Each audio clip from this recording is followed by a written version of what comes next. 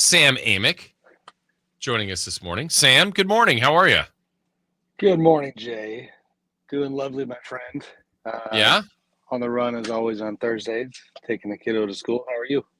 Doing well. Maybe you can help. I know you can help us answer this first question. So Chris and when I was talking about you coming on earlier, I said Sam Amick from I was about to say Sacramento Bee back then. I went, whoa. I go, wait, I've known Sam since the State Hornet, Sac B. Then I started going, SI, USA Today. And then Chris mentioned AOL. Did you work for AOL? I did. That was my first national job. And Okay. wouldn't have been able to go down that road without that gig. I remember it lasted for a little over a year. They hired a bunch of us and then had a very unceremonious ending. I remember it was LA All-Star Weekend, 2011, I think. Was kind of the last work trip on that gig. With a bunch of folks got laid off, so that was a time of transition. But yeah, many stops along the way. Don't leave out the old Stockton Record internship I had back in the day. Yes, I did not know that one out of ignorance, so I did not know that one. How dare you forget about those glorious 3 months? Oh my goodness, they all add up to take you to the Athletic and where you are. Look at you today, Sam. Just look at you. Shuttling kids and dogs around. Yeah. Yes. How you doing, sir? I'm doing well. Thank you. Thank you for joining us. There's some news that actually just broke about Bobby Portis. I don't know how much of that you had a chance to take in. I know he's kind of doing some self-defense here, saying it was unknowingly, but regardless, knowingly, unknowingly, 25 game suspension for him. That's some damage for him and certainly for the Bucks going forward.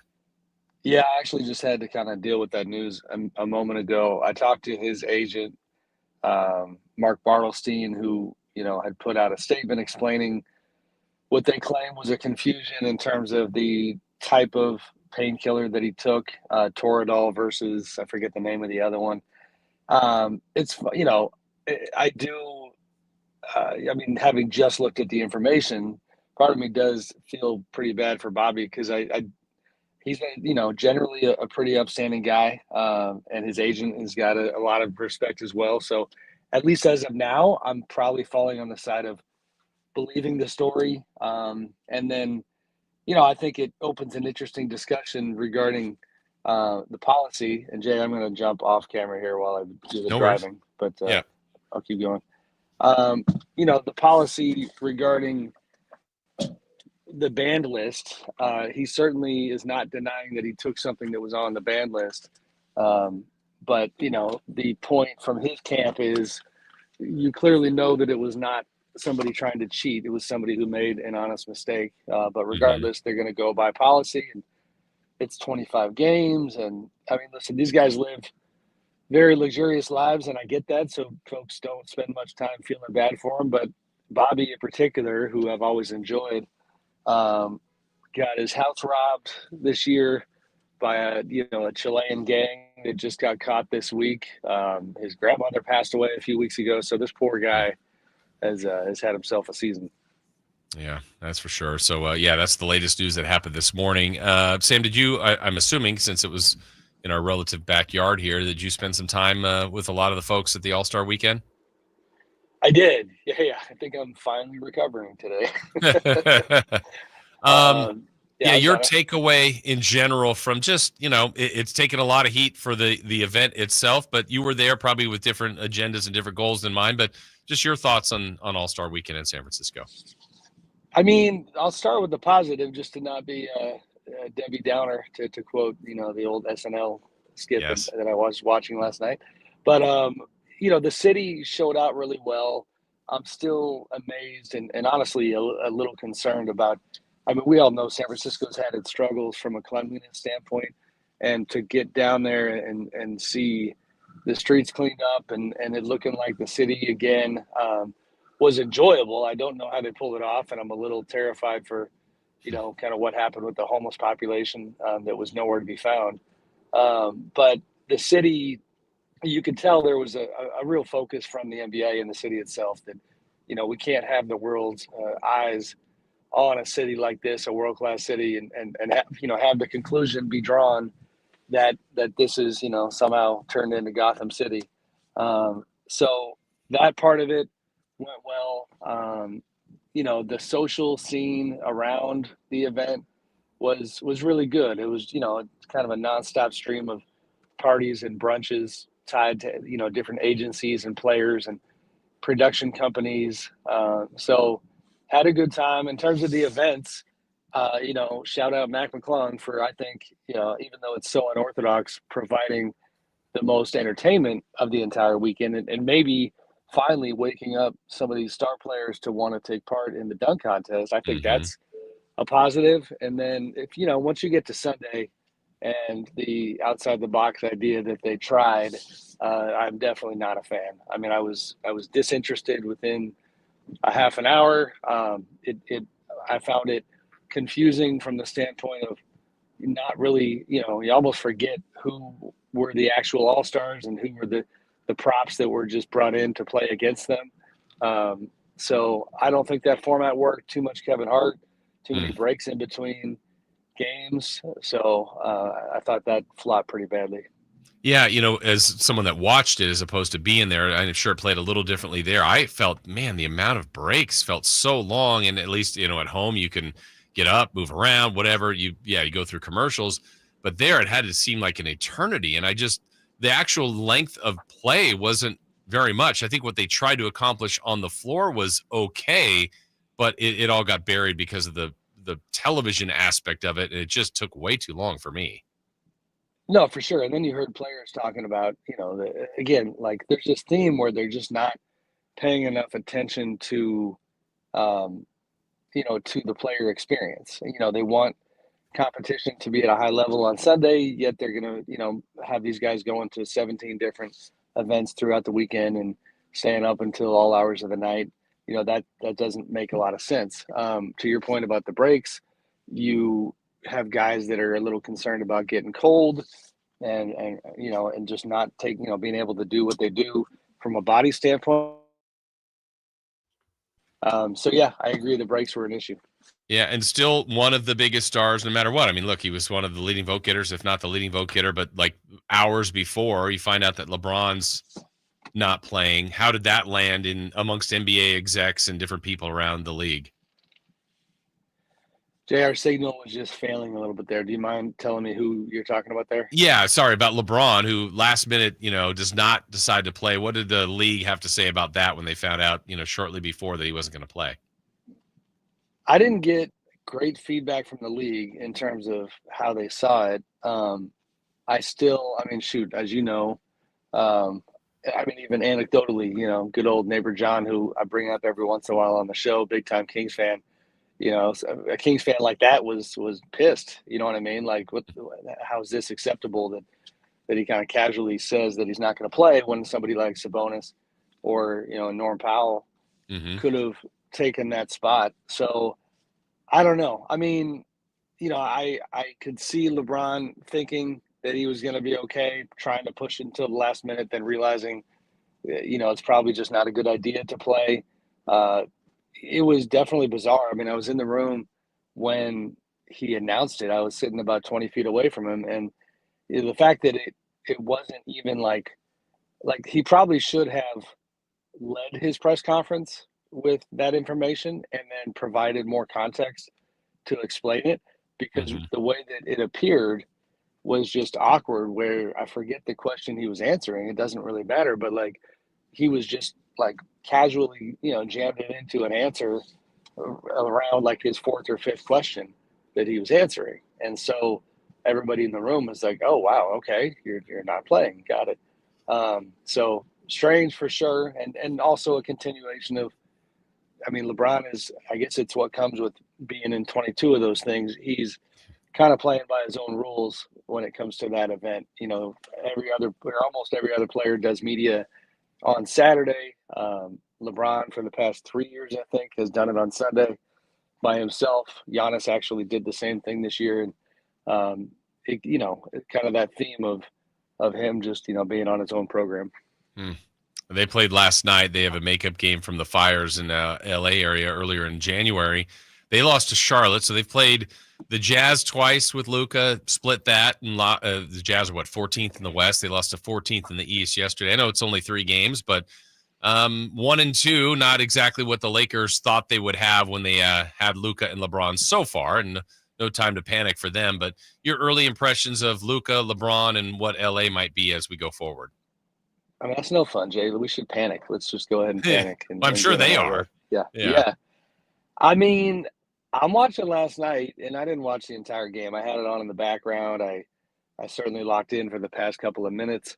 The thing that jumped out at me was, that LeBron has embraced Luka so much from a optics and PR standpoint and with his messaging.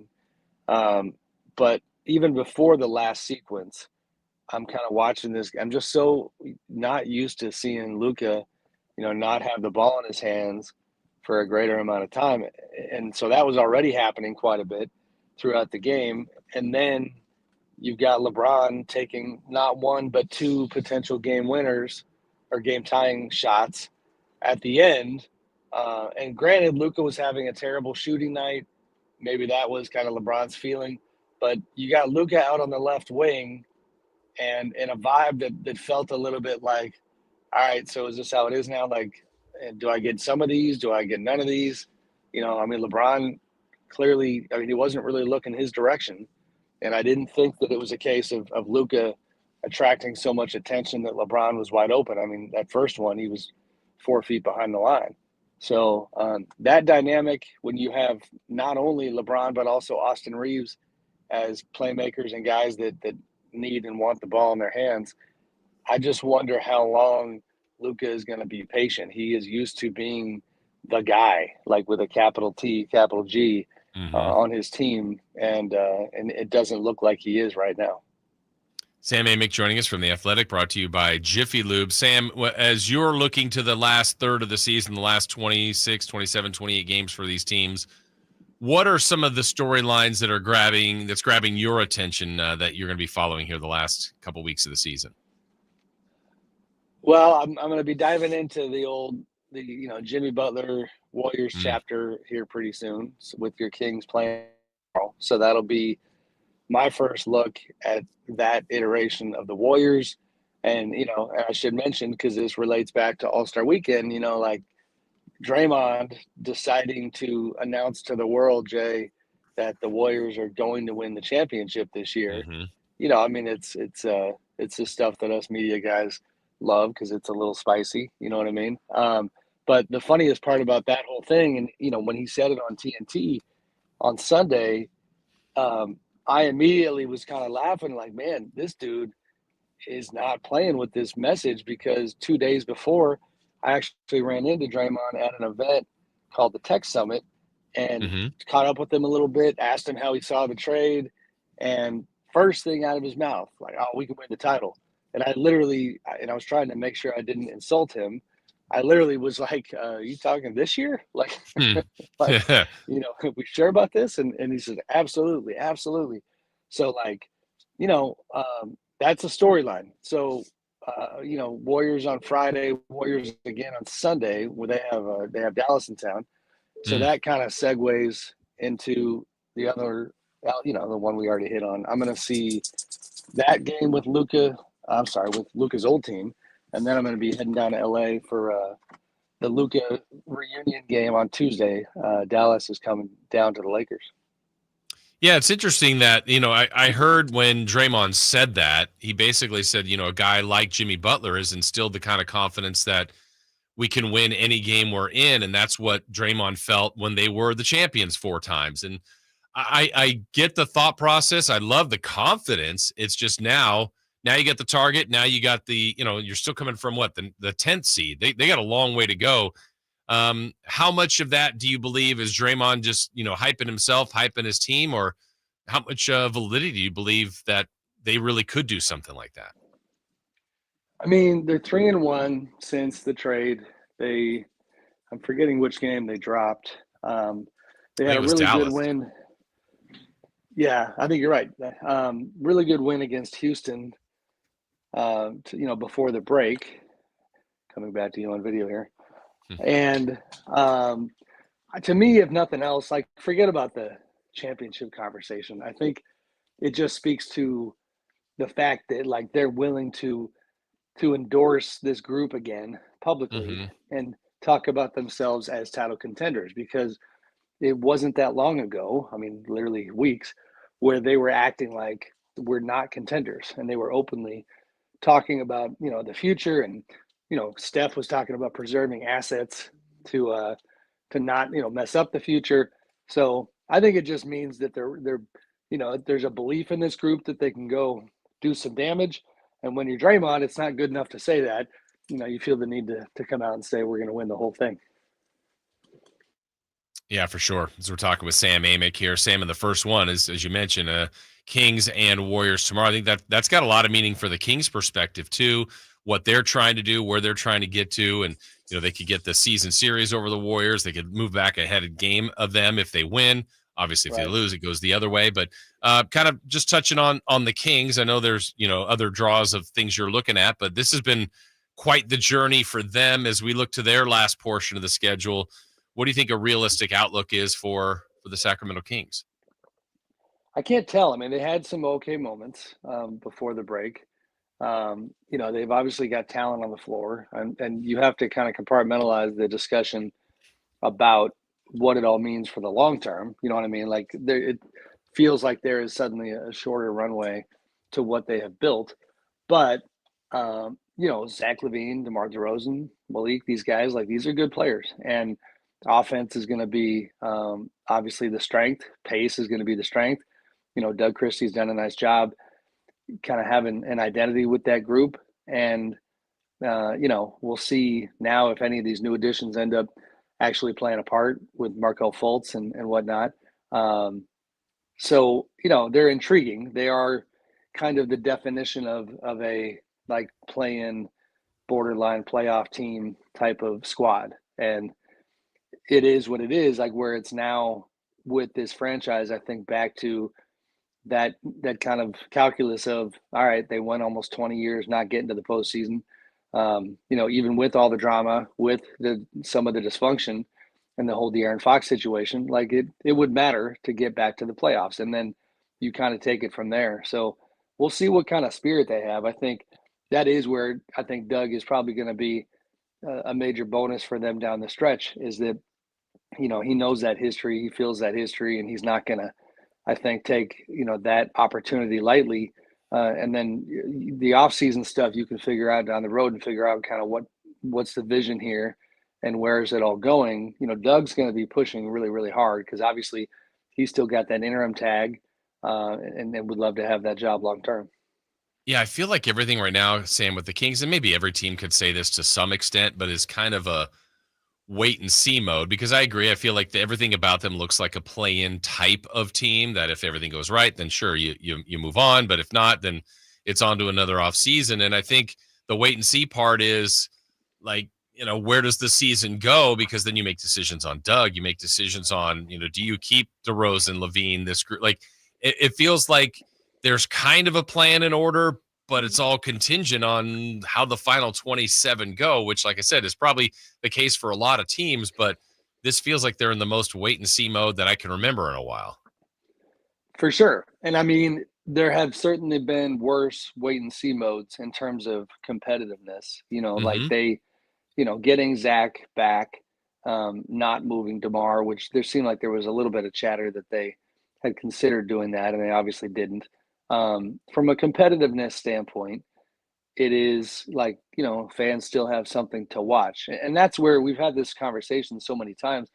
This organization is trying to pivot from like a couple of years ago, it was a major deal that their fan base still had something to watch in January. You know what I mean? That sounds crazy, but that was the fact. Like for 15, 16 years, there was nothing to watch past January. And so in that regard, if they want to feel good about where things are, then you can look at that aspect. And then you have the parity within the league where you say, hey, who knows if they got somebody in the first round. I mean, OKC's, I think, going to, obviously dominate them. But if there was some other, you get into some other matchup where, things could be competitive, then you take a crack at it. But yeah, I mean, I'm very curious to see where they go. As a quick side story from All-Star Weekend, that certainly I thought was so interesting. And kind of the takeaway was like business and the NBA can get spicy and it can get uncomfortable, but it's just business. Like I was at an event where Vivek Ranadive was there. The Kings had held a little brunch, and like Rich Paul was there, and it just struck me that it was. Oh, we lost you there for a second, Sam. Oh, it's right in the middle of the potential story there. He gave us the lead, the headline. Oh, we have to maybe try to reconnect with Sam. Maybe it wasn't an accident. They're always listening, Sam, whoever they are. We just completely lost him. Just completely went dark. I was really intrigued on where that was going. Yeah. Capeo said Rich Paul pulled the plug. Maybe we just do a quick phone if you want, Chris, just because I think that would be a good way to wrap up with Sam, to see what was, again, he was at an event, kind of a Rich Paul was there, Vivek was there. That's really interesting to see what happens. All right, we'll see if we can get Sam connected. But what's that? He's back on. Oh, he's back on? Sam, you got us? I got you, Jay. Somebody called the phone and then it booted me off. Sorry about that. Oh, it was like right at the critical time. So you're at this event, Rich Paul's there and Vivek. So kind of take it from there. Yeah, they just, I mean, if you only paid attention to the headlines and the narrative, you'd think, these guys would be at each other's throats. And that did not appear to be the case. And the tricky thing for any team like the Kings is that there are only so many prominent agents within the game. So, De'Aaron Fox is out, Zach LaVine is in. So it does make sense that relationship is still in a functional place where they're able and willing to be social and to be kind of, cordial in that kind of a way. If nothing else, it shows that the Kings are trying to look forward and figure out what they're going to do with this group. And LaVine obviously is a big part of it. So speaking on the Kings' behalf, Sam, I thought, with the All-Star game being so close, just down the way in San Francisco, it was odd that of all 30 teams, there was one that didn't have any representation, not just the All-Star game, but any. The Kings were the only one. That was a little odd to me. Yeah, it is. It's. I mean, we didn't make it any better on our website. I looked at one of our headlines. My guy Law Murray does the power rankings. Yeah. And I forget exactly what it said, but it was like, All-Star Weekend power rankings for every team in the league, almost. And then it literally said like, sorry, Kings fans. Yes. There was no Sacramento presence, and that is a problem for them going forward, because unfortunately the story now is shifting back towards becoming that it's a place that, players are not going to want to be somewhere where their efforts are not recognized. It's just a fact, Domas is too good to get ignored in the All-Star game when they have 3 or 4 injury replacements. That's ridiculous. And honestly, I think that was a significant reason why Fox started questioning, his future in Sacramento, was that the only time he got on the All-Star team was as an injury replacement, but also when, they were top 4 in the West at that time.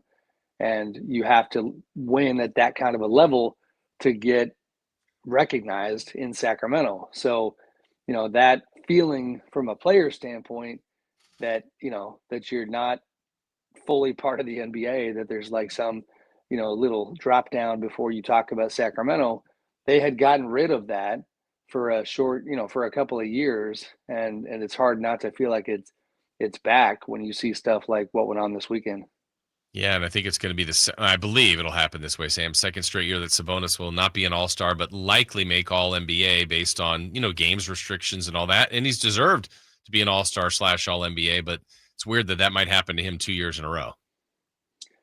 Couldn't agree more. Just to make sure we don't lose perspective, I happen to notice on his social media, I think he was in Cabo. I saw water and boats and nice. And beaches with his lovely wife. So I don't feel too bad for him. And the irony with Domas is when you talk to people who know him really well, I think he would love the respect of being an All-Star. Obviously, any player would. But it's funny because the one Kings All-Star berth he had, I heard a few stories. it's a busy weekend. I think he was a little bit like grousing his way through the weekend when he actually was an all-star. So like, it's more about having it on your resume and having that respect than it is, going to be part of the circus. But I think clearly he would rather have been one. If you look closer, Sam, that's actually Elk Grove where Domas was, just enjoying all the sun. Well, I'm in the wrong place, buddy. Sam, great work as always. We look forward to talking to you next Thursday, and we'll see you tomorrow night out at the game. Yes, sir. Thanks, Jay. Be good, buddy. All right, thank you. That's the great Sam Amick from The Athletic, brought to you by our friends at Jiffy Lube. We appreciate Sam joining us. Thank you to him. Anything you ever missed, go back to Sactown Sports, our podcast page, or YouTube page, and you can watch and listen to these interviews in their entirety. Our next interview is coming your way, and it's going to be Dave Deuce Mason. Deuce joins us.